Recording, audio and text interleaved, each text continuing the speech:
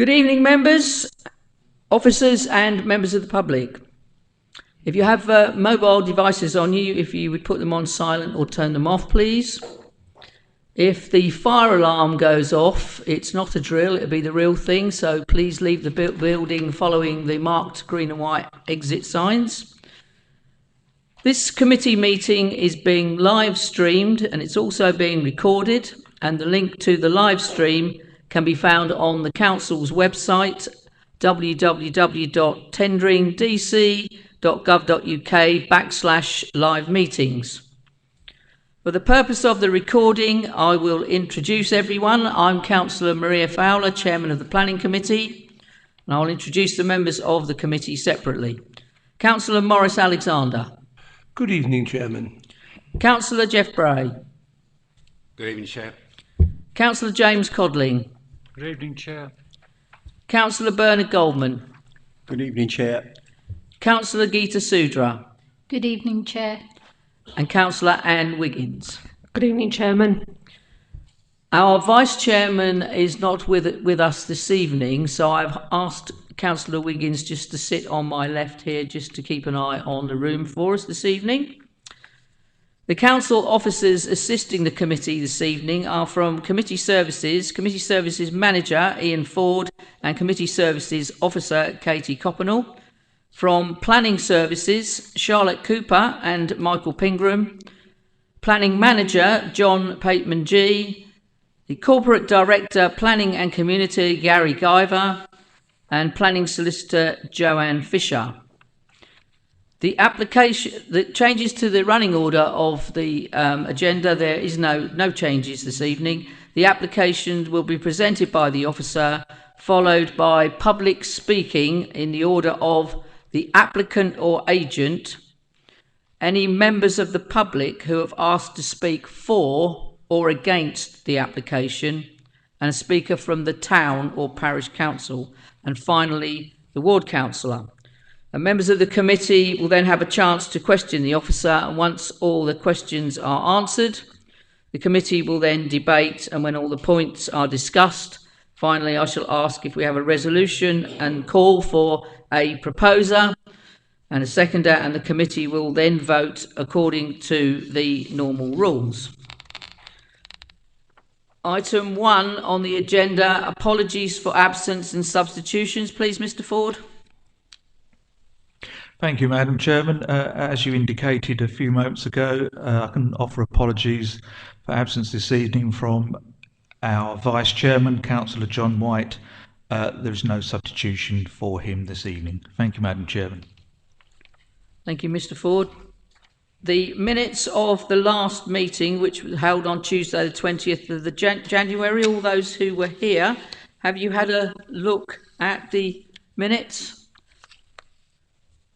Could I have a proposer to accept these minutes? Thank you, Councillor Alexander. A seconder, please. Councillor Sudra. So if we're all in favour, please show. Thank you.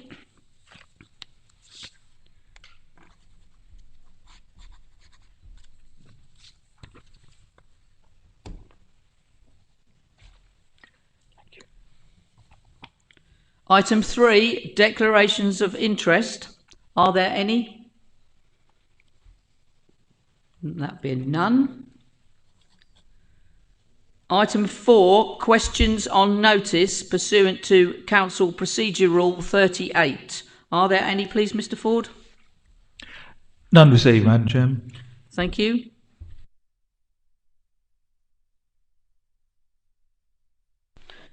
The first application on our agenda this evening is A125/00869/FUL, which is 54 Connaught Avenue, Frinton-on-Sea. And to present this item, our officer, Charlotte Cooper. Over to you, Charlotte. Thank you. Thank you, Chair. So this application is for the change of use from Class E to hot food takeaway, which falls within the sui generis use. This application is before members due to a call-in request from the ward councillor.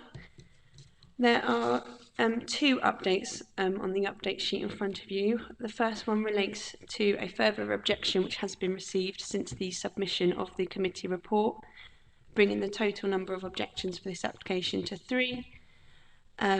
This latest objection was made in connection with concerns related to traffic, noise and potential environmental impacts. We've also noticed the application was originally submitted with very vague and limited information.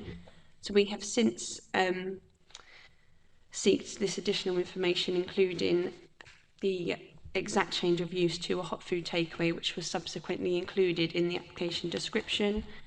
We've noticed that the Town Council wasn't reconsulted when we changed this description, so that has gone out today, leading to a slight amendment to the recommendation, which now is highlighted in yellow. The changes, it says, following reconsultation with Frinton and Walton Town Council and subject to them raising no new issues that have not been addressed within the committee report, the Head of Planning and Building Control to be authorised to grant planning permission.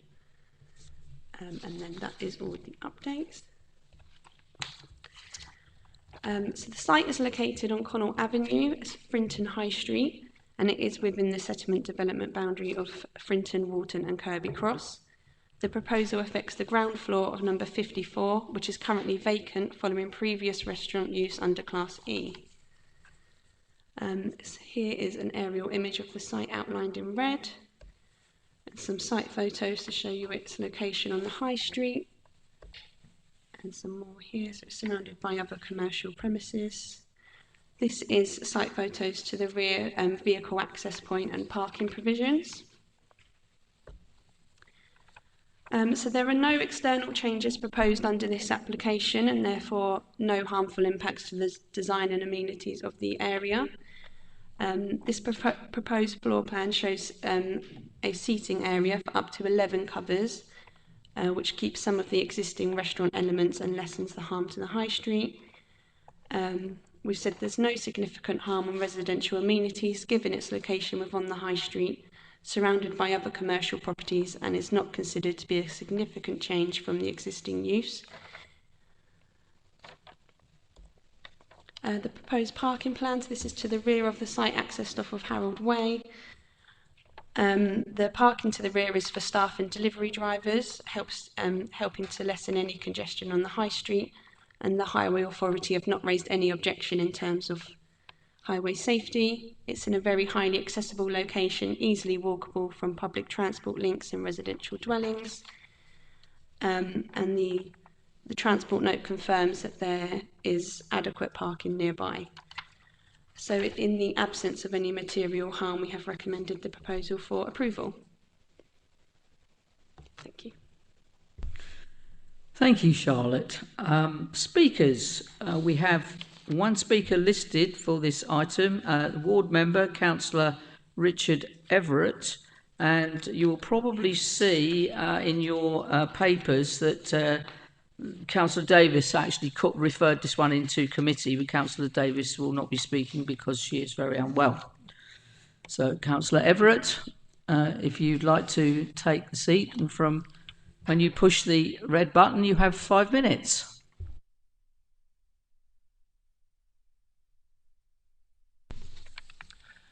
Thank you. For those of you that don't know me, and I think I recognise most of you, I'm Richard Everett, and I'm one of the 2 councillors for Frinton-on-Sea. My comments about this incongruous development in Connaught Avenue are made on behalf of Councillor Anne Davis, who is unable to be here today because of her extended stay in hospital following a life-threatening incident. I've contacted her for specific comments she wished to put into this peroration. In addition, though I am in this contribution representing Councillor Davis, although I believe I'm not required to do so, I'd like to declare an interest in that I'm a local member for Frinton-on-Sea, and I am directly affected by the application in that I live only 100 yards or so from the location of the site. Firstly, a legal issue has arisen, which has been alluded to. Following the call-in by Councillor Davis and the comments from Frinton and Walton Town Council, the consultee, which specifically raised the issue that necessitated a reconsultation, Frinton and Walton Town Council has not been reconsulted. The comments from them initially said that there was insufficient information for them regarding the change of use, and they objected on those grounds. Additionally, so did Councillor Davis in her call-in. While the fact that a reconsultation would be necessary was conveyed to the applicant subsequently, it has not been to the Town Council. While there's been a considerable change in the application from Essex Highway objection and the applicant's actions in response, it was only today that a notice was put up to ask Passing Trade in Connaught Avenue to put their views, and a letter has only just been sent to the Town Council, giving them 21 days to respond. If the application were to proceed today, I believe the Council would be acting ultra vires. Consequently, I'm directly asking the Chairman, Councillor Fowler, to withdraw this application to allow for the public of Frinton and Frinton and Walton Town Council to be allowed to state their views to the considerable changes that have come to light since the application was first consulted upon. Those are the comments in terms of Councillor Ann Davis, and now I turn to my own. As local councillor for the ward of Frinton-on-Sea, I'd like to offer the following reasons why this application should be refused. When Essex County Council Highways were consulted on this application, they originally said, from a highways and transportation perspective, the impact of the proposal is not acceptable to the Highway Authority for the following reasons. Among their objections, they stated the application was contrary to policy DM1, DM8 and DM13. They also required a technical note to be supplied by the applicant. Interestingly, mention of this is not contained within the report for the committee tonight. Among requirements to the rear of the property, the parking spaces required by highways for the two formal car parking spaces was 3.4 metres by 5.5 metres. These can be seen on Plan 3 provided by Edison's in the technical note. Up there. According to the technical note, the location cannot meet that requirement, but can only provide spaces 2.9 metres wide. The positioning of these spaces only allows a very small distance between the two parked vehicles. Another requirement to the rear of the property is that the delivery bikes, including motorised e-bikes, need to be accommodated in the space as well. These are indicated to be between the parked vehicles and the building. However, this would block the door to the property of the residents of number 54A from getting in and out of their flat above the applicant's location. This is difficult enough from the flat owner's point of view, but in this case would be positively dangerous as it is a fire exit, the only route out of the flat. Interestingly, the applicant's plan on the premises shows a door from the kitchen to the outside of the building, but this is in fact not the case physically, as the building at ground floor level has an extra piece further back than that from the plan, which is shown on that but isn't on the plan from the applicant for the ground floor of the building. And that accommodates the stairs to the first floor flat, that little bit that juts out. The combination of those two issues is fundamental as to whether condition 3 in your papers can actually be achieved. It is quite clear that in fact the mopeds, bikes and e-bikes will in fact spill onto the highway, probably on the footpath at the front of the property, exactly what highways were concerned about in their objection.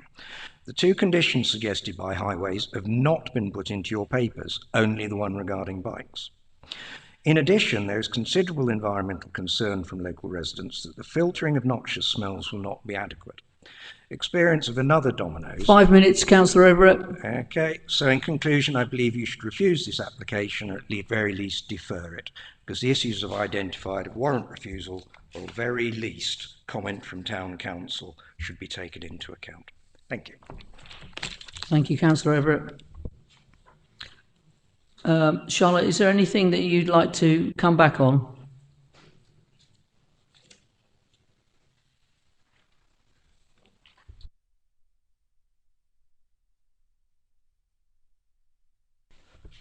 Thank you.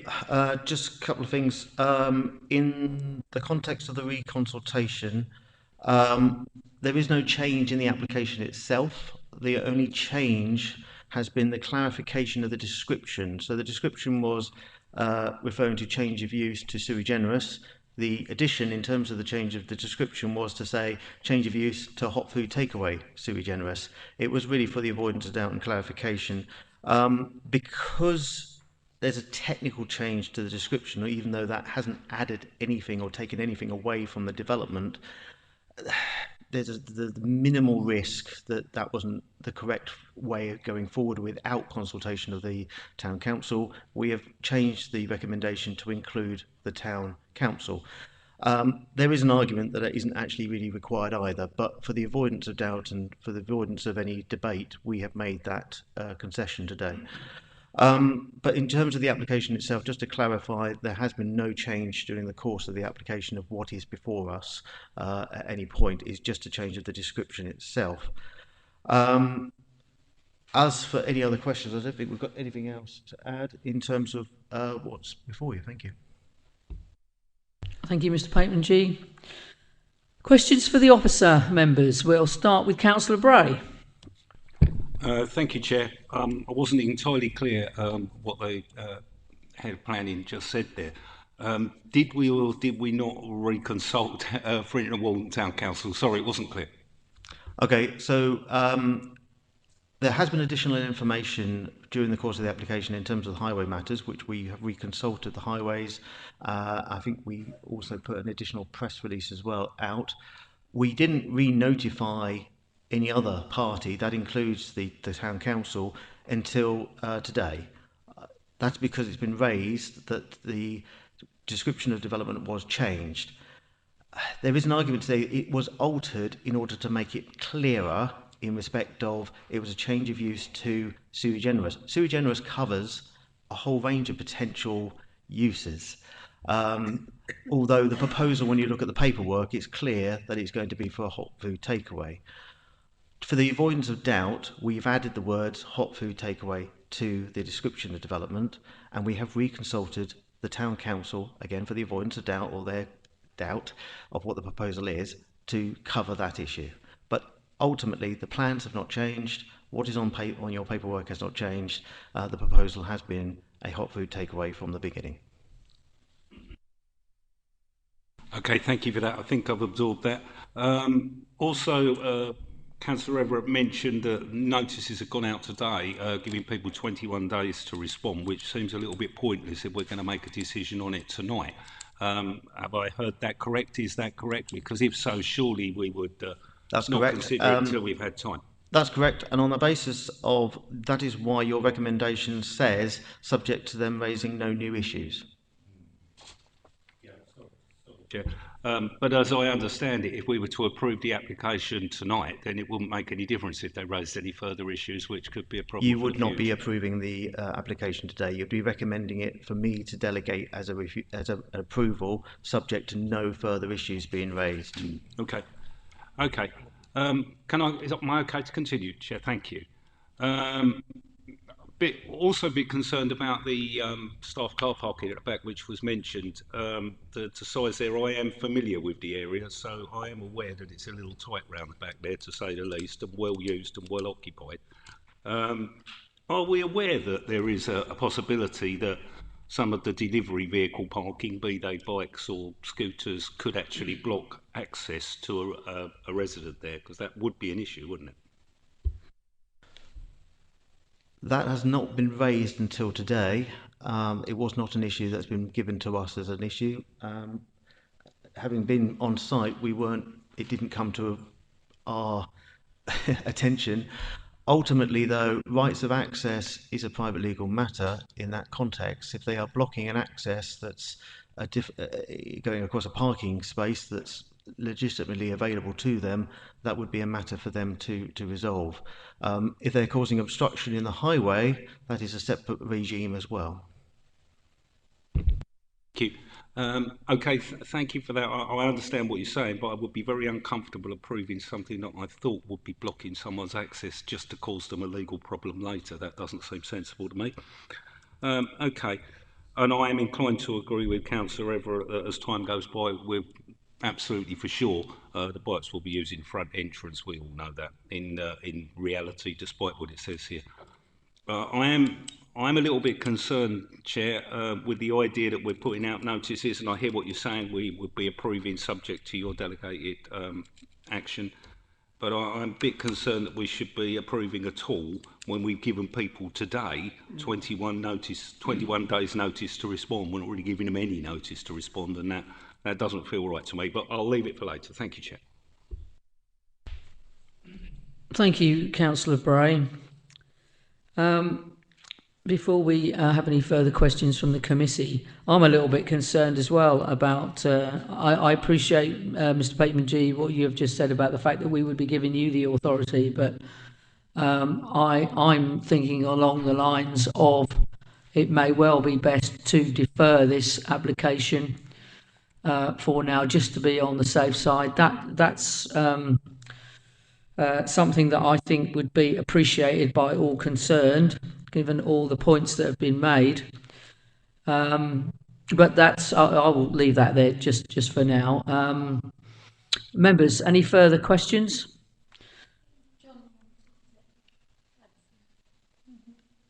Did you?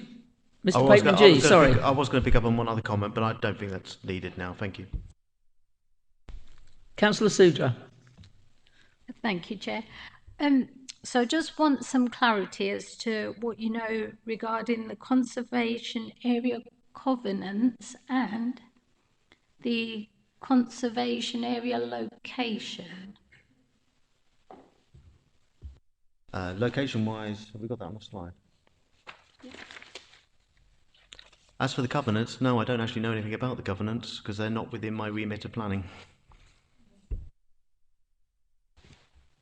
Because it's just mentioned there, I just wondered if you did know anything or whether it would have any weight.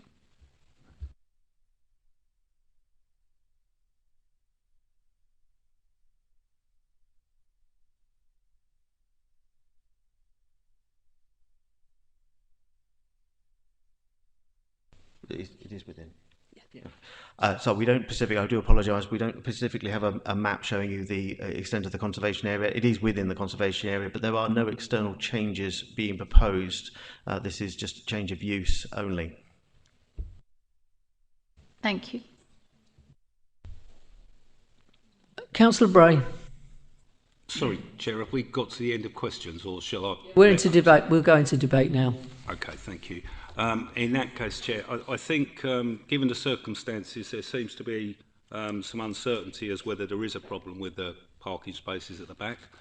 I don't think it's acceptable to give people 21 days notice to respond on the day that it's coming before the planning committee. That would seem wholly ridiculous to me. And I do appreciate what you said about putting forward an application subject to your delegation. Also, the conservation area has popped up. And something I did discuss with the officer on the day, which was signage out the front. Signage has been a problem in Connaught Avenue before, and I know it's not included, but wouldn't it be good if it was? And if we deferred it, we could have time to do that.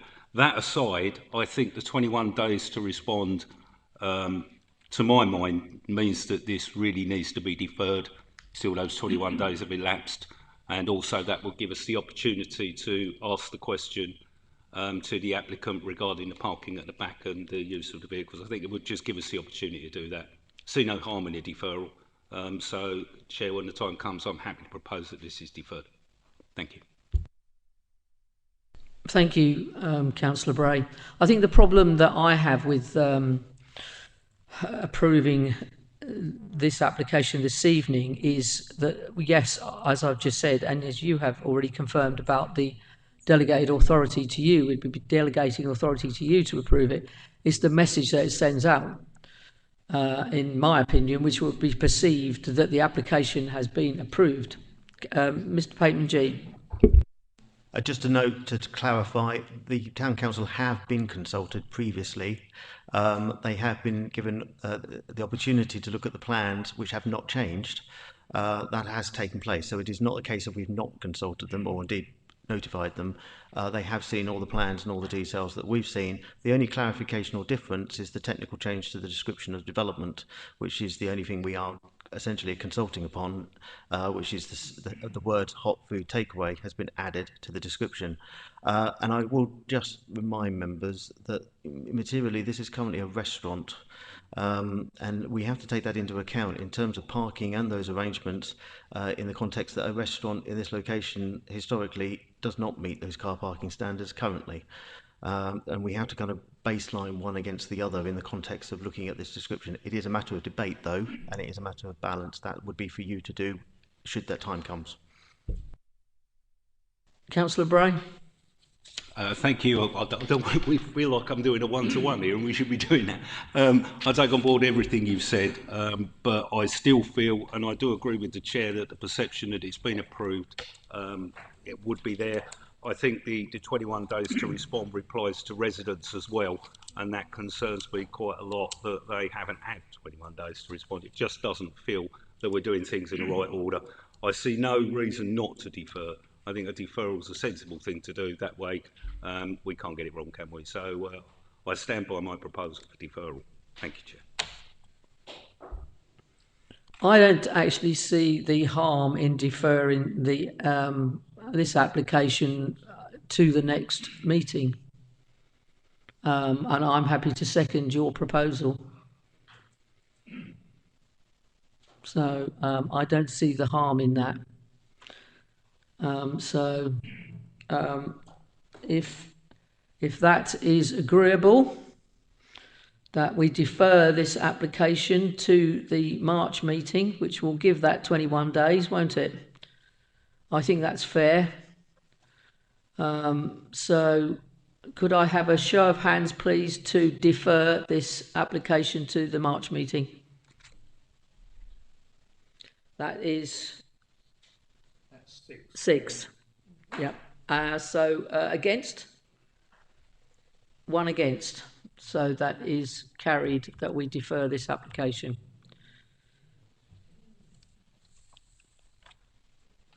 Thank you, members. Item number 6 on the agenda is A2 25015557 FUL, land adjacent to Dumont Avenue, St Osyth.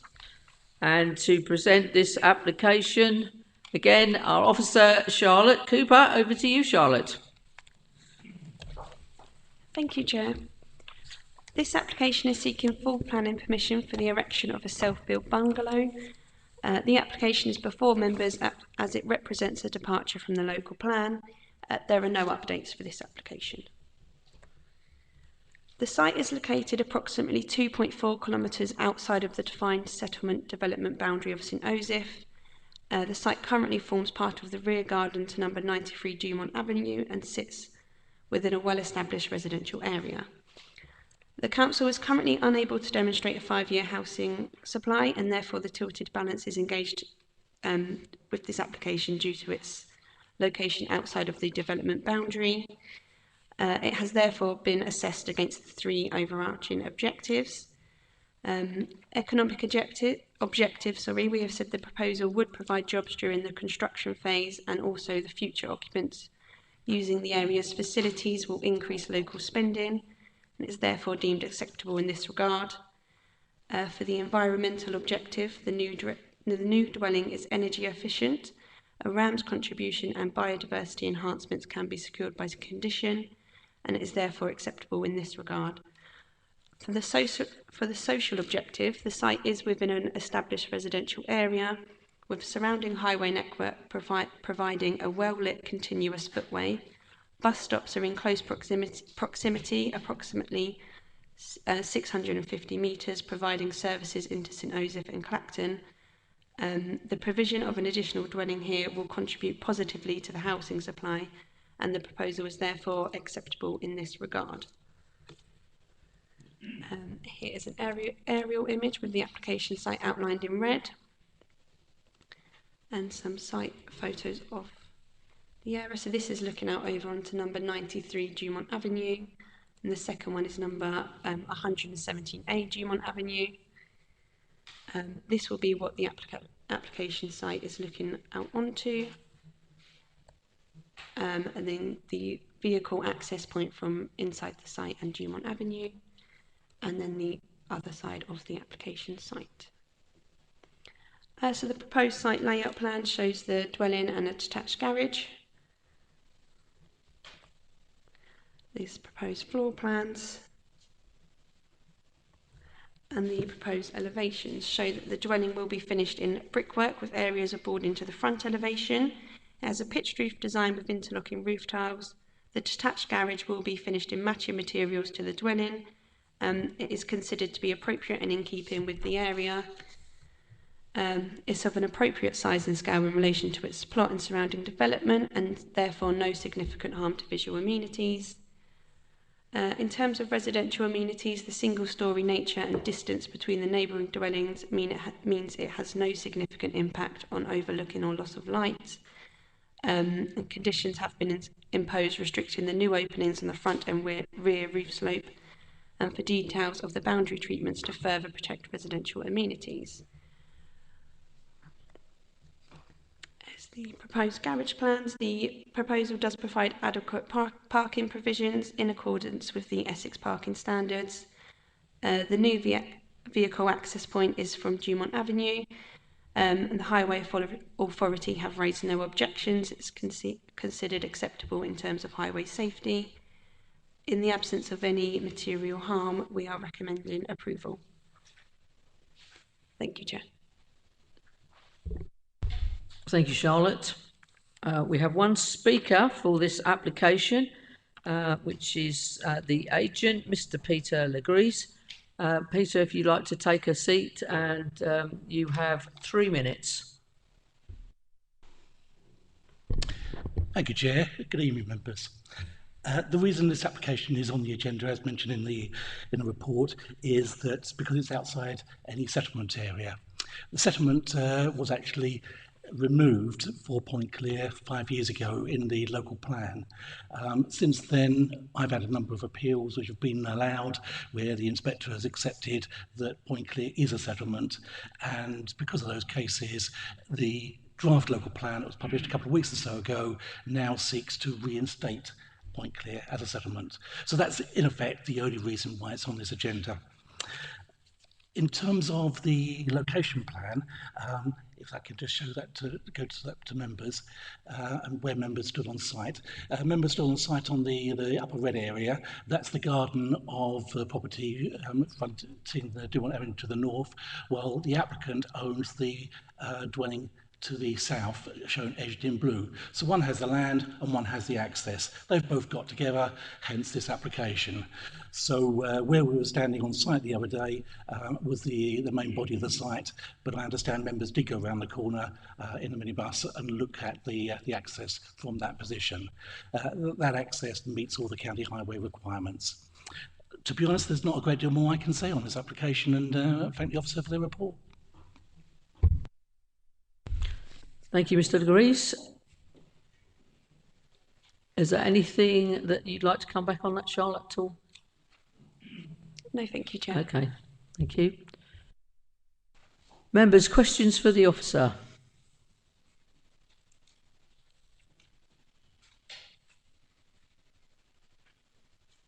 Councillor Sudra.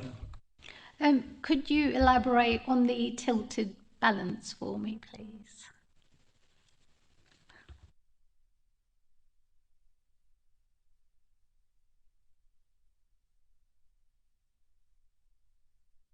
Yeah, this will be fun. Right. Ultimately, where to start? So as of the 26th of January, your current local plan was deemed effectively to be out of date in part. You have what is called the tilted balance. This is a presumption in favour of development that is under paragraph 11 of the NPPF, which effectively says if you cannot demonstrate an adequate 5-year housing supply, you should have a presumption in favour of housing development, and that's effectively referred to as the tilted balance. There are exceptions where the tilted balance does not apply. We don't have any of those exceptions in this case, so therefore, unless you take the NPPF as a whole, or there's any other material considerations that are significant, we should be looking in favour of granting planning permission in this case. I've tried to summarise that in a very concise way, as best I can do. We've tried to give you a reasonable explanation within the documentation itself to kind of throw your way through that. I appreciate this is probably the first one that we push forward to committee on the basis of the tilted balance.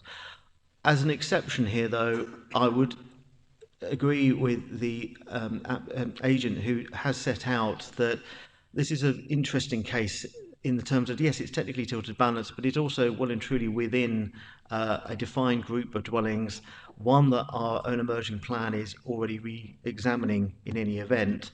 And what happens next is also going to be interesting in the next couple of months, because the NPPF that refers to the tilted balance is in itself going through a consultation period, and ultimately there is a slight change in the context of that, should the consultation doesn't change anything, that we will have to explain later. But effectively, groups of dwellings such as this would fall underneath the new NPPF in any event.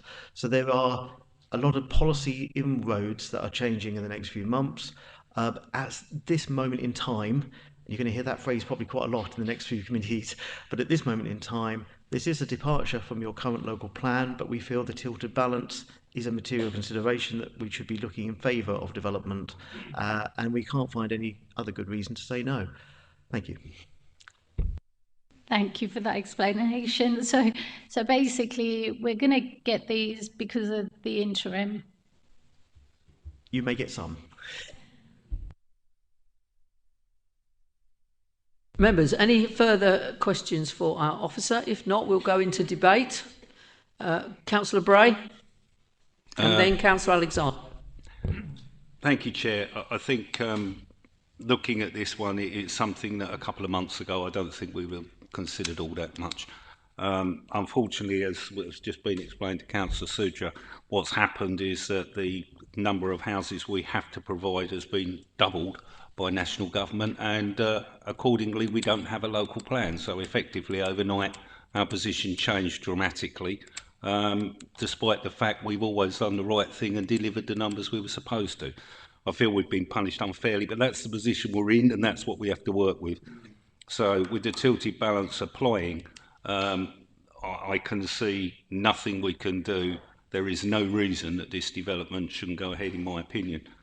For that reason, Chair, when the time comes, reluctantly and with a heavy heart, I'm happy to propose approval. Thank you. Thank you, Councillor Bray. Councillor Alexander. Thank you, Chair. I'm quite prepared to second the motion when the time comes. Okay? What I would like to know, if I may, are we still in questions, Chair? Okay, fine. On the eastern boundary, there was an established oak. One assumes that that's to remain, as there'll be tension on that. And we talk about loose construction around it, which is excellent. I wanted to know, if I may, is that tree TPO? Does it? No, so none of the trees on the site are subject to a TPO.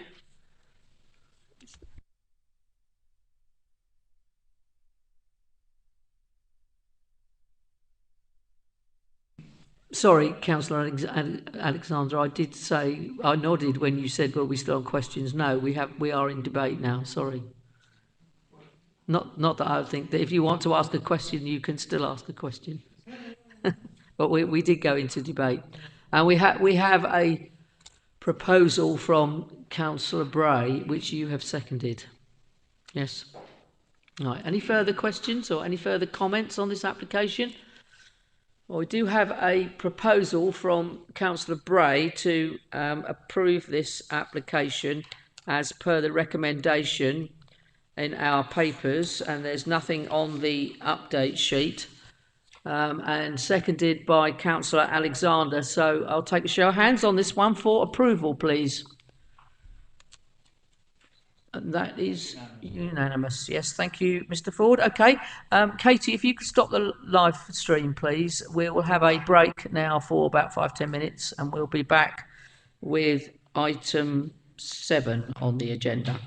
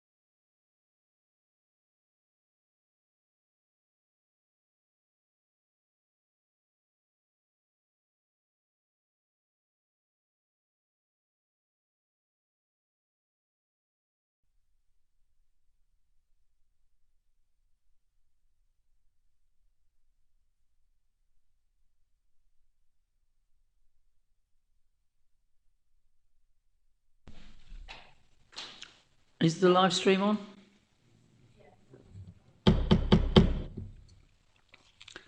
Welcome back to TDC's Planning Committee. We shall continue now with item 7, which is application A325000613/OUT, Burnt Ash Farm, Colchester Road, Wicks. And to present this item for us again, our officer, Charlotte Cooper. Charlotte, over to you. Thank you, Chair. This application is in outline form with all matters reserved for the conversion of an existing barns into a residential dwelling. The application is before members as it represents a departure from our local plan. The application site currently forms part of the wider residential curtilage for Burnt Ash Farm. The site is located outside of any defined settlement development boundary. As the council cannot demonstrate a 5-year housing supply, the tilted balance is engaged. Again, this has been assessed over the 3 sustainable objectives. The economic objective, we have said the site would provide employment during the construction phase and future occupiers would contribute towards local spending. For the social objective, the site is isolated from any services with no footpath connection and occupants would therefore be reliant upon private transport. The isolated nature of the site means it fails the social objective, but this harm is thought to be outweighed by the benefits of the site. For the environmental objective, the site will provide environmental benefits in terms of the biodiversity net gain requirement, biodiversity enhancements to be secured by condition, and it is the conversion of existing buildings, making efficient use of existing resources, and also the RAMS contribution. Here is an aerial image with the application site outlined in red, and site photos showing the existing barns. Site photos showing the vehicle access. This is where the parking and private amenity area would be, and the view from Colchester Road of the neighbouring dwelling. So the application is in outline form, so the plans are for illustrative purposes only. We believe that a site in between Burnt Ash Farm and Burnt Ash Cottage means it will appear as an existing cluster of development rather than an isolated dwelling. The plans show the plot is able to provide for a dwelling resulting from the conversion of the existing buildings and is deemed to be appropriate and in keeping with its locality. The proposed floor plans, proposed elevations, the proposed roof plan, and access point. Just again, those plans are for illustrative purposes.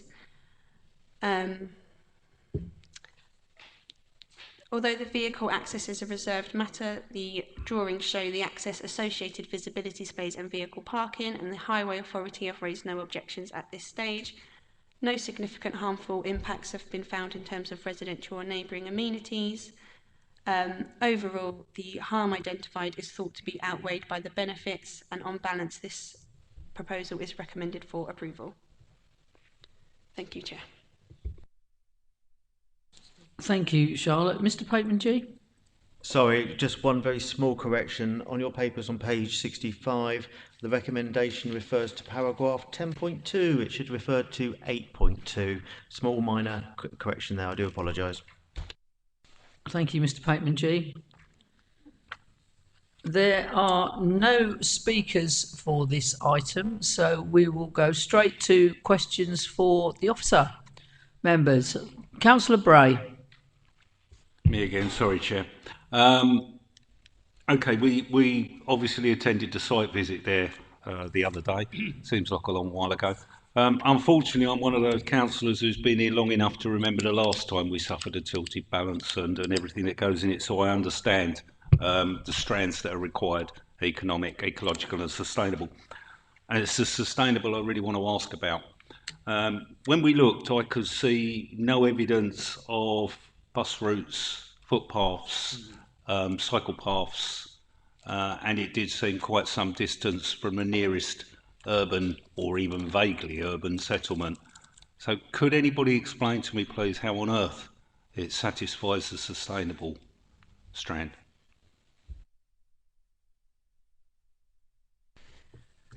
So it actually fails the social objective due to the isolated nature of the site, but we believe that this is outweighed by the economic and environmental benefits the proposal would bring. Okay, thank you. Appreciate your comments. I'm going to need to ask how on earth that could possibly be the case. The economic benefit is a single dwelling, and the work that comes from a single dwelling, the ecological benefits are uncertain. So I cannot see where that's possible. That presumably is the weighting that you've given it, but you would agree that I might give it a different weighting, and I might. I'm really concerned. It does not satisfy the sustainable plan. Mr. Pateman-G.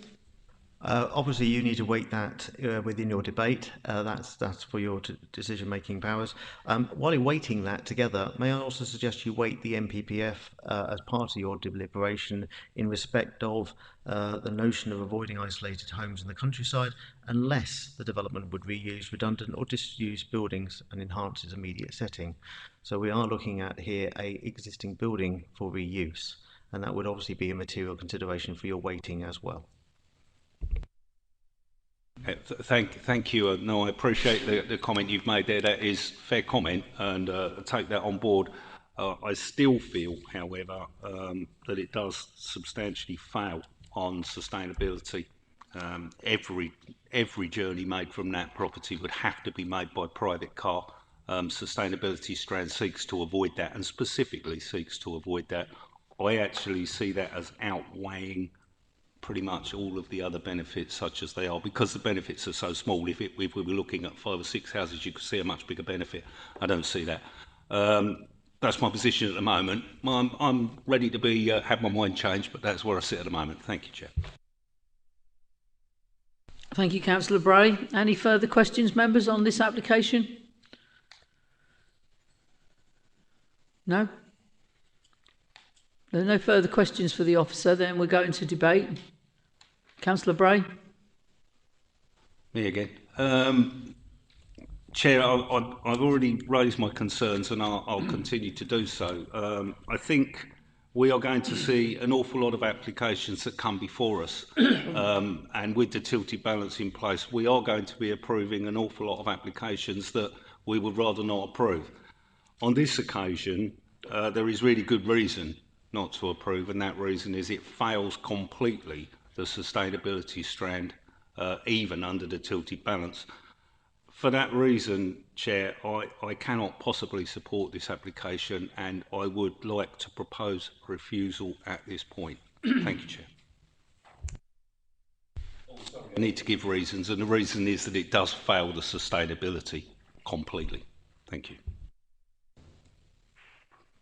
Thank you, Councillor Bray. Mr. Pateman-G. Could you just clarify the strain of sustainability that it fails for me? Forgive me, because I just want to be very clear about what elements we are looking to robustly defend. I will do my best, and it can be translated into language that is more understandable to those qualified in planning.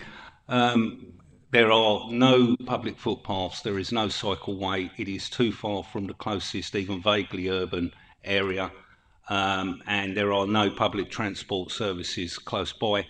Therefore, it fails the sustainability on the basis that every movement from the house, whatever you're doing, would have to be undertaken by private car. Yeah. Now, as I remember it from 2016, 17 and 18, and unfortunately I'm old enough to remember those, that was absolutely a fail on sustainability. Those are my reasons. Thank you, Chair. Thank you, Councillor Bray. Councillor Bray, do you have a seconder for your proposal?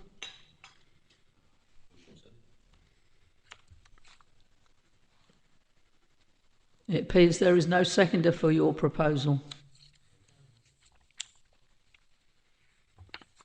Any other proposals? Any further questions? Yes, of course you can, Councillor Alexander. Yes. Chair, I must admit that I do feel that we're being shunted down the road of this type of application, whether we like it or not. Whether as little as 2 years ago, a year ago, this would never be given credence. And then we had this clause Q and all that carry on. And I don't know whether it falls actually within that, I'm going to be honest. I just feel that we are being weakened all the time and almost in a way bullied into making decisions because we actually need to continue to build. And it actually says that we need to do just that. I think that maybe to refuse this at this stage, at this point, is a bit heavy going, as this is an outline. But I believe also that if it comes back to us, we'll have no choice. It'll just go on, and then we're going to get more and more and more of these. And it just seems such a great shame that we have to tolerate this. And I'd like to make that known publicly that, you know, as a committee, we're so easygoing and we like to develop and we like to build houses, and that's important things. But there are certain times that we cannot put our name to it because it's morally wrong. And in this case, this is, in my mind, after some thought, is morally wrong. And so to that end, I'm going to actually second this on the principles I've just said, if I may. Thank you, Councillor Alexander. Councillor Bray? Thanks, Chairman. Yes, something popped up as Councillor Alexandra spoke, which I really wanted to sort of clarify. This is, of course, an outline application, yes, which means it sets the principle for development. Yeah. Once we've set the principle for development, that principle is set and would unlikely ever be removed. It's the principle for development in an area that is as unsustainable socially as this one that I object to, just to be clear. Thank you, Chair. Thank you, Councillor Bray. Any further comments on this application? We have a proposal for refusal from Councillor Bray, which has been seconded by Councillor Alexander. I will just say at this point that my concern with refusing this application is the consequences of an appeal. That's my concern. Councillor Bray and then Councillor Alexander.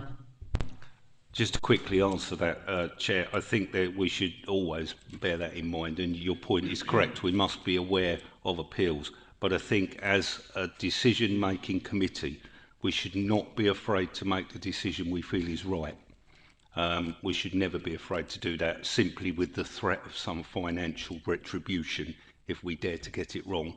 I think Councillor Alexandra used the word bullying, threatening us with some financial consequence if we dare to make the wrong decision. That constitutes bullying. I'm not one for being bullied. Thank you, Chair. Thank you, Councillor Bray. Councillor Alexander? Well, basically, Councillor Bray has said exactly what was in my mind. And if we slide back to the last application, that some years ago would never be tolerated, but we are a very tolerant committee, and we do tolerate the modern way of thinking, and we do try to enhance and embrace it. But we're talking about a property in which, if you happen to have no motor vehicle, and we were actually told on the site that this is an application where a motor vehicle would be essential. Those were the words that we used. Thank you, Councillor Alexander. Mr. Pateman-G. Just taking a kind of point in respect to the stage of the debate, I'm busily trying to put together some reasons that I may be able to offer at a later stage. I am struggling a little bit, though, I have to admit. I would just perhaps need to just broaden this a little in saying that ultimately your local plan is a position, but you also have to have consideration of all other material considerations. You have to have a consideration in terms of, even with the local plan fully in place without a tilted balance, barn conversions within the countryside has been a way forward for this council in some locations that are as rural as this. You do have the consideration that this is not a Class Q application, that is correct. This is not an agricultural building at this moment in time. It is a residential building in connection with another property. But had this been in the middle of a field and an agricultural property, you could perceivably go down that Class Q route. And therefore you are into that debate of weight against a brand new house in the countryside that does not have that reuse element to it. That's where we find the difficulty here. And then when it comes down to it, if we can't get past the principle, what would be the harm of this development? You're within an existing residential curtilage at this moment in time, technically. And therefore, we can't see any immediate landscape issue in terms of the environmental side. Ultimately, the only thing is vehicular transport would be a private matter only. And I can tell you that on the governmental connection tool, it scores the lowest you can score in the context of its location to connectivity in terms of driving. But there are material considerations you need to have in that broad concept that this is not a new dwelling, it's a reuse of an existing building, be it they are looking at the principle at this stage. Yeah, it's not an easy one, this one. I'll see what I can do in terms of putting something together that might help you further, but it's, like I said, we are putting it for you because we are struggling to find a reason to refuse this in that context. Councillor Bray and then Councillor Alexander. Yeah, took all that on board. I think the key element here is that it is not a Class Q application. If it were, we probably wouldn't be talking about it here now. So it isn't, and so the reality is that that is not the way it's been brought forward. I hear your argument with regard to barns and Class Qs and middle of fields, and we all love Class Qs immensely. Not. But this is not a Class Q, and therefore the development strands apply, economic, ecological and sustainable. It does fail sustainable. I was not aware that that is considered to be low. I don't remember that being the case many years ago. It was considered to be quite important and was used on many occasions when it applied. In those days gone by, I am getting a little old, but the memory's still just about there. And I do remember a few of those. So, no, I'm not going to move my position at all. I'm absolutely confident that we have an argument here. It isn't sustainable. Like the chair, I am always concerned. I've always got it in the back of my mind that we could, get our hands slapped by an appeal. But I hope they don't feel the need to bully us around like that. We are, after all, elected people put forward to make a judgment based on what we see. And I don't think we should be pushed around by threats of costs and whatever. I just don't think that's the right way to move forward in any circumstance. So I'm going to hold my position and we'll see what the committee thinks. Thank you, Chair. Thank you, Councillor Bray. Councillor Alexander. Just to reiterate exactly what Councillor Bray said again, and as we say, why are we here? Exactly. What function do we serve? If we are supposed to be free thinking and live in a democratic state and country, the way I see this is that I don't have any objection to the property at all. That's the whole thing, and that's why I delayed in even coming forward and saying I'm going to second this. But what I do see is that we must have must have rules. And if the rules say that it's got to be a sustainable position, then that's what it is. Parking, all those kind of things are the rules that we make ourselves. I will say that we need to move on from our local plan, and God knows what that's going to look like and how that's going to evolve. So I'm right behind Mr. Pateman G. I can see where you're coming from, and I can see where Councillor Bray is coming from. But the committee will decide, and that decision has not been made yet. For my sake, I will not renege from the decision I've formally taken. Now. Thank you, Councillor Alexander. Any further comments on this application? Councillor Sudra? Sorry, Chairman, I just need some clarity. I understand Councillor Bray is against, and Councillor Alexander? Yes, Councillor Bray. Councillor Bray has proposed refusal and seconded by Councillor Alexander.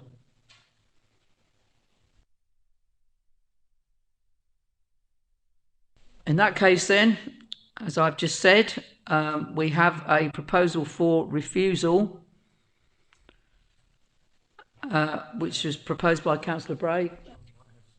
Right. Would before taking that vote, would members appreciate, and I need a couple of minutes. Yep. Would they appreciate if I tried to put some words together for that Yes. vote? Yes. Can I respectfully then ask for some moment just to get my head together in terms of putting a reason together that would be helpful? You can stop for a few minutes. Stop for a few yes, minutes, we can do that. Katie, can you pause the live stream? Okay, we'll be back in a few minutes. Thank you.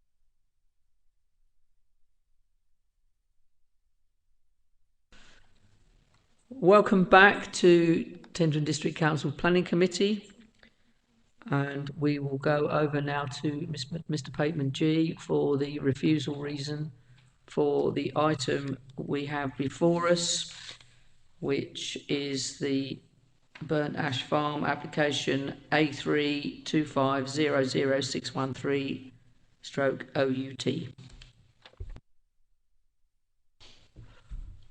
So in general terms, and whether this probably needs to be expanded upon, I would suggest to members that you are perhaps considering that the development, if approved, would result in the total reliance on access by private vehicle in an area lacking any local facilities, fails to support local services, fails to maintain viability or enhance rural communities, contrary to NPPF paragraph 83, and fails to meet all tests of sustainable development therein. Furthermore, the development is contrary to the local plan policy SPL2 that provides when development is outside settlement boundaries, the development should reflect the pattern and scale of growth promoted through the settlement hierarchy in policy SPL1. However, this cannot be achieved given the nearest settlement is over 2 kilometres away. Councillor Bray? That's exactly the words I would have used, Chair. No, I think that covers it extremely well. That makes the point nice and clear. I'm quite happy with that. Thank you, Chair. And your seconder, Councillor Alexander? It's funny, I was thinking exactly the same thing. Indeed. Okay. It would have never sounded like that, trust me. Thank you. Okay, thank you. So there we have the wording for the refusal, which has been proposed by Councillor Bray and seconded by Councillor Alexander. So if I could have a show of hands to refuse this application.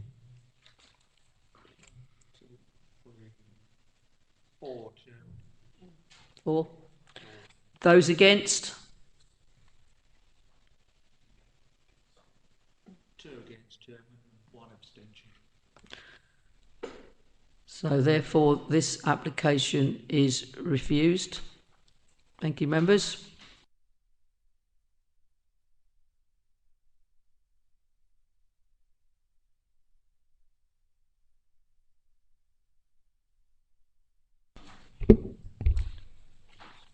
Item 8 on our agenda is A4 25/01703 OUT, land off Bradfield Road, Wicks, and to present this item for us, Officer Mr. Michael Pingram. Over to you, Michael. Thank you, Chairman. If I could just have one moment just to set up my computer. Thank you.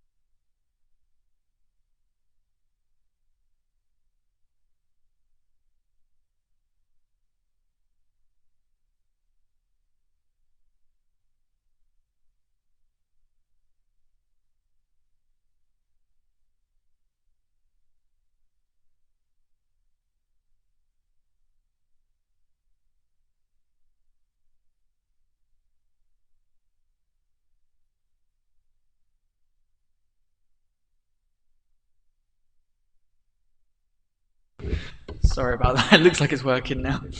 Okay, right. So this application is an outline application with all matters reserved for the erection of 3 self-build dwellings, and it's on a site located off of Bradfield Road, to the east of Bradfield Road, I should say, within Wicks. Okay, so this is the application site highlighted in red, so you can see the access from the northwest of the site via Bradfield Road, leading on via an existing track, and where I'm hovering at the moment is broadly speaking where the 3 dwellings are proposed to be. The application is before sorry, bear with me, is before members of the committee on the basis, similar to the previous examples, applications we've had here tonight, that the proposal falls outside of a settlement development boundary, with the nearest one being Wicks, approximately 90 metres to the west here. The proposal is self-build dwellings. However, it fails to adhere with the criteria set out within policy LP7 that talks about self-build dwellings.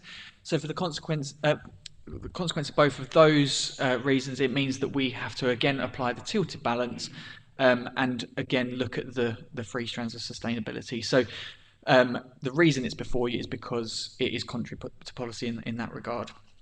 So before I go into the sort of details of the assessment, I'll just sort of run through the description of the site. So as I said, it's land on the east of Bradfield Road. It's part of an extensive holding to the rear of Chapel Fields, and the land is used for mainly equestrian purposes with associated stable buildings.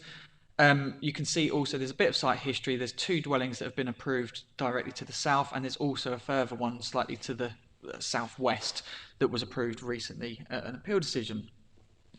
So just run through, sorry, this is the site in red with an aerial image. So you can see that we've got residential built form along Harwich Road to the south and along Bradfield Road to the west. The character further out to the east becomes a lot more rural though. So this is a site photo of the site accessing into it, which you would have seen on our site visit the other day. This is looking south from the site, and so in the distance there you can see the 2 dwellings that I just referred to. This is looking southeast, so very similar photo, but just to be clear, the dwellings are proposed to be where the vehicle is at the moment. This is looking east at the site, so you can see the rural character further out in the distance there. And this is looking northeast, which again shows that character change. So in terms of the proposed block plan, it's just worth pointing out again that this is outline application with all matters reserved. So any plans that I show are indicative only. They're not necessarily how the layout's going to be. It's just providing details to show how it could look. So this layout is showing 3 detached dwellings, each with a garage as well, but I stress that might not end up being the exact layout. So in terms of the principle of development, if we start there, similar to a couple of applications we've had here tonight, the site is outside the settlement boundary. It also fails LP7 for self-built dwellings. So the tilted balance engages, and we look at those 3 strands of sustainability. So economically, similar to the previous applications, we've got the local construction workers, the business that would generate, and also future occupants of these properties would utilise the local services. In terms of the social objective, the site is approximately 90 metres to the settlement of Wicks. This is a smaller rural settlement that doesn't have a huge deal of facilities, but it is connected to the site via footpath and street lighting. And also it's worth pointing out as well that the appeal site directly adjacent to the west, this has already been assessed by an inspector who concluded that it is an acceptable location in that regard. Environmentally, a RAMS contribution is recommended as a condition, and also there'll be biodiversity enhancements which could also be secured. In terms of the sort of character and appearance, it's a strange site. To the east it is more rural, but there is built form kind of surrounding it to the south and west already, so there's not a significant change in terms of that character. So the combination of all of those points means that the principle of development is considered to be acceptable. I'll just run through a couple of other plans that I've got. So we've got an indicative house type just to give you a rough idea of what the design would look like. Again, this is not necessarily how it will look, it's just what's been put forward at this point. This is the site in relation. So the site is shown in a yellow star just where I'm hovering at the moment, and you can see the settlement boundary by the red line in the plan here. So you can see it's about 90 metres away from the dwellings, and the actual access itself is a lot closer. I think it's nearer about 12 metres. And just for context, this just shows you the application that was approved directly adjacent. So our application site tonight is just where I'm hovering now, and the approval of 1 dwelling was granted at appeal just very close by. So if I just go back to the block plan. So in terms of the proposal, so it does represent a form of backland development. I think that's a key consideration of this application. In sort of weighing up the harm or otherwise of that, we have to give a lot of weight to the fact that there has been a backland development approved already directly adjacent to West that I've just referred to. I know concerns were raised on site on Monday that it is a long and narrow access. Whilst I don't necessarily dispute that point, it is an existing access that's been there for some time. We already have 2 dwellings to the south that utilise that access, and there is a turning head where I'm hovering at the moment. So for a combination of those reasons, it is acknowledged, but not necessarily a reason for officers to object. Beyond that, the indicative layout and design, yes, they'll be dealt with within any future reserved matters application, but based on what's been provided to us, we don't have any objections. Although access is a reserved matter, we do understand that it's going to be utilising an existing access. Essex Highways have raised no objections subject to conditions, but given the proposal is fully outlined at this stage, we don't consider it to be reasonable to put those conditions on at this stage. That would be something that would come further along if and when there was a reserved matters application. There's considered to be enough space to include parking and garages and so forth, so there's no concerns there. Similarly, there's enough private amenity space for all of the properties. In terms of impact to surrounding neighbours, a full assessment can only really be undertaken once we have the full details before us, but we're confident that a design could be brought forward that would not be significantly harmful to neighbours. So therefore, in sort of summarising really, the proposal is considered acceptable in principle because it meets the 3 strands of sustainability. It is a form of backland development, but it does meet all of the criteria contained within that policy, and we will await further details from the more detailed considerations surrounding the design, the impact to neighbours, etc. So on that basis, this application is recommended for approval. Thank you, Chairman. Thank you, Mr. Pingram. And we have one speaker on this application, the agent, Mr. Peter Grease. Mr. Grease, if you'd like to take a seat, and you have 3 minutes. Thank you again, Chair. I think it's worthwhile members looking first of all at the plan that's on your agenda, which shows the site in relation to the crossroads and the centre of the village. Members can see that this site is closer to the centre of the village than a large other part of Wicks itself.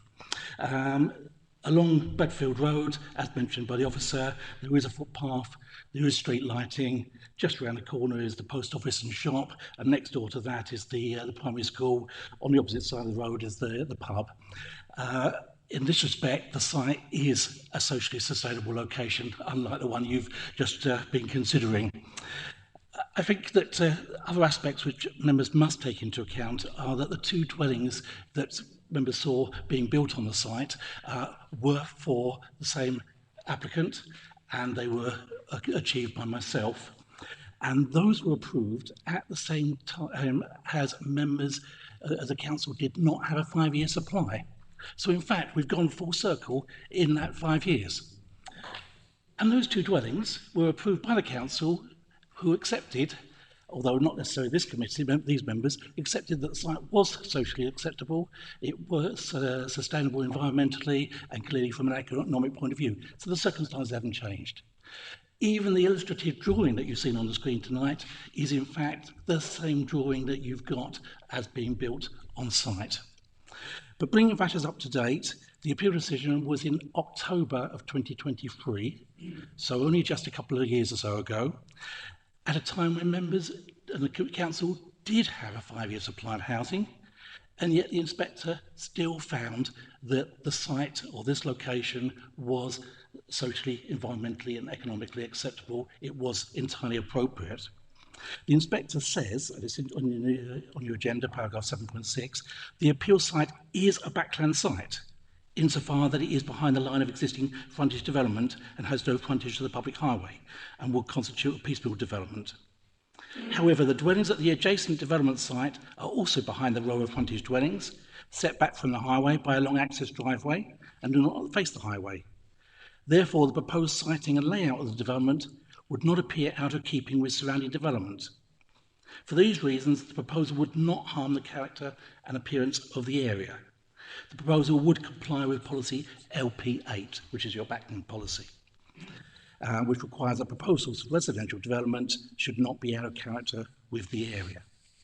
At the meeting we had the other day, the site meeting, I did hear that members had some concerns about backland development, and it's true that policy LP8 paragraph B does say long or narrow driveways will not be permitted. However, there's no qualification in that policy as what is wrong. 3 minutes, Mr. Ree. As what is wrong with a long or narrow driveway. The policy actually goes on to say, as long as there's a safe and convenient means of access, then it's acceptable. And the county highways have said it's acceptable. Thank you. Thank you. Mr. Pingram, do you have any points you want to come back on? No further comments from me at this time, Chairman. Thank you. Thank you. Questions for the officer? Councillor Bray. I thought just for a change I'd get involved this time. Yes, most of what I've just heard I actually do agree with. I do see this as socially sustainable. It's very different to the last one we looked at. It's substantially closer to a built area. Much better. A couple of quick questions if I can. And first of all, I thank the applicant for reminding me it was LP8. I could not remember that. I've been trying to remember which it was. So the long and narrow driveway, sometime, as I remember rightly, one of the justifications for that being an objection to backland was access and egress for emergency vehicles, etc., and also refuge vehicles. Are we comfortable and confident that it would be okay in that respect? Yeah, I think on this occasion, I do acknowledge the concerns that were raised. I just think that it's an existing access. It's already serving existing dwellings. There is that large turning area towards the sort of south of the site that can accommodate for such examples. So for the combination of those reasons, officers do not have serious concerns in that regard. Lovely, thank you. Just wanted clarification on that one. Also, just for my knowledge, it failed the self-build qualifications. Can you tell me why? Yep. So, off the top of my head, there's 3 criteria within LP7. Have you got it up for me? So, so for a self-build dwelling to meet that policy, it either needs to be safely accessible on foot within 600 metres of a strategic urban settlement or smaller urban settlement. B, it needs to be safely on foot within 400 metres of a rural service centre. Or C, it needs to be previously involved the redevelopment, of vacant or redundant previously developed land. That can be shown to be unviable for employment use. The key parts to this are A and B. Basically, Wicks is defined as a smaller rural settlement, so there's no policy mention of that, and it's not within 400 and 600 metres of one of the others, so that's why it fails. Okay. Thank you for that. The knowledge you've just given me will be useful at some point in future, I'm sure. So thank you very much for that. Chair, when the time comes, happy to propose approval. Thank you. Thank you, Councillor Bray. Mr. Pingram, can I just double check with you? In our report, we've got no representation made by the Wicks Parish Council and no letters of representation made by neighbours' local representations, and there wasn't anything on the update sheet. Nothing's been received.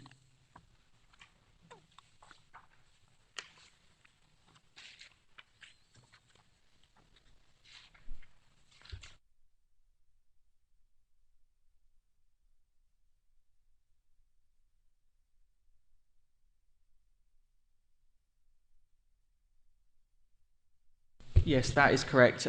Wicks Parish Council, no comments received, and we've had no other letters of representation received. Thank you, Michael. Okay, so any further questions? Councillor Sudra? Thank you, Chair. Just out of interest, looking at the relevant planning history, the proposed erection of a bungalow and garage was refused, but then allowed in appeal. Do we know which one it was? Yeah, so on this plan here, I don't know if you can just see where I'm hovering at the moment. So it's just down to the sort of southwest of the site here. So are dwellings subject to this application, sort of proposed here, and it's just that application site there. Thank you. If there are no further questions, we shall go into debate, and we do have a proposal of approval from Councillor Bray.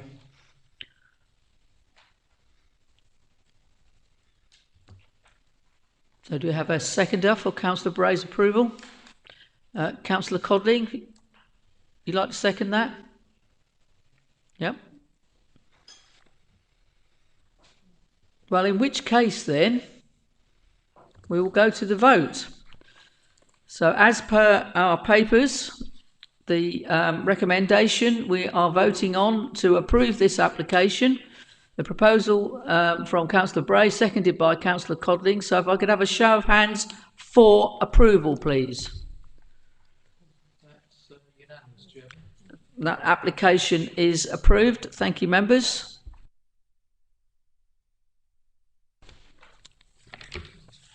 And the final application on our agenda tonight is application A5 25/01779/full, Walton Play Zone, Hall Lane, Walton on the Naze. And to present this application for us again, Mr. Michael Pingram. Go ahead, Michael. Thank you, Chairman. Yep, so as you just said, the application site is Walton Play Zone, Hall Lane in Walton on the Naze. Construction of a floodlit football foundation play zone, sometimes referred to as a multi-use games area or MUGA. So this is the application site highlighted in red, so it's just located off on the western side of Hall Lane within the parish of Walton. The application is before members purely because Tendring District Council are the applicant and landowner. This is an aerial image of the site, so you can see that directly, well, the current site is a sort of disused, vacant sort of basketball tennis court. To the south is a skate park. You've got a holiday camp just to the north/northwest, and residential development sort of located to the north and east. So this is a site photo facing west towards the site, so you can see there's existing, it's an existing asphalt court with 4 floodlights and perimeter fencing. This is another angle just to the rear of that, looking northeast, northwest. And then if we just move to the proposed layout, we can see that the, I'm going to refer to it as a MUGA from now on, but it's a multi-use games area, that's what I'm saying.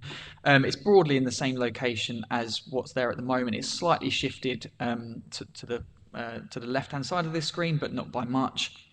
And yeah, again, you can see that it sort of assimilates well with the existing site and skate park. I'll just run through the elevational drawings. So you can see, similar to what's proposed at the what's there at the moment, it's got 4 floodlights to each corner. It's got 3 metre high perimeter fencing to the side elevations, and it extends between, it varies between 3 metres and 4 metres to the end elevations, where you kind of have the sort of goals area. This is the other elevation, but they're both basically the same. So in terms of the principal development, given that there's an existing similar use in situ, it's in a poor state of repair. This represents a sort of significant enhancement to those facilities, and therefore it's going to be a benefit to the sort of sports facilities and community facilities for the local area. So the principle's okay. In terms of the character, the impact of the character of the area, it will be prominent, but again, it's an enhancement to what's already there. There's this kind of existing built form in that sort of location. The fencing is kind of what would be expected. The floodlights will be particularly prominent, but again, we already have existing floodlights there. Approximately 50 metres to the southeast of the site is a Grade 2 listed building, but given the significant separation distance as well as what's currently on the site, there's no objections raised in that regard. Essex Highways have raised no objections, and the site does fall within flood zones 2 and 3, which is the highest area of risk of flood. But they've submitted a flood risk assessment and clarifies the proposal is a water compatible development. And surface water will permeate through the surface to a perforated pipe. So given this and that there would be a means of escape in the event of a flooding incident, there's no objections raised in that regard.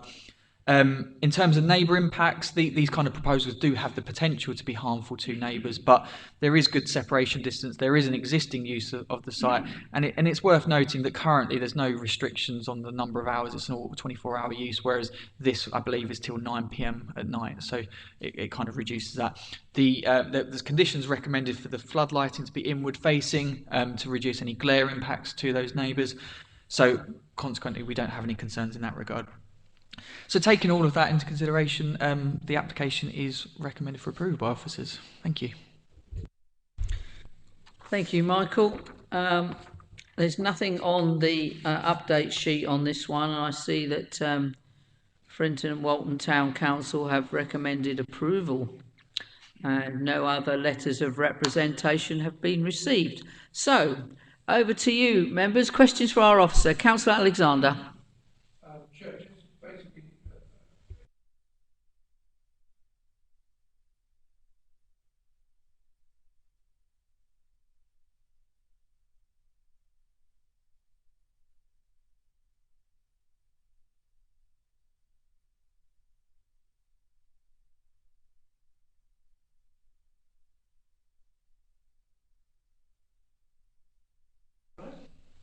Yes, that's correct. So condition 7 of the recommendation, it says prior to the first use of the hereby approved external lighting, it shall be so positioned and shielded in perpetuity to ensure that, this is more a highways one, but it covers both, to ensure that users of the highway are not affected by dazzle and or glare, but in a similar vein with it being inward facing. Yeah, that will address that. Well, Chair, if nobody else has got anything, I've got a proposal when you are ready to accept it. Thank you, Councillor Alexander. Yes, that's fine. Thank you. Councillor Bray. Thank you, Chair. Love muggers.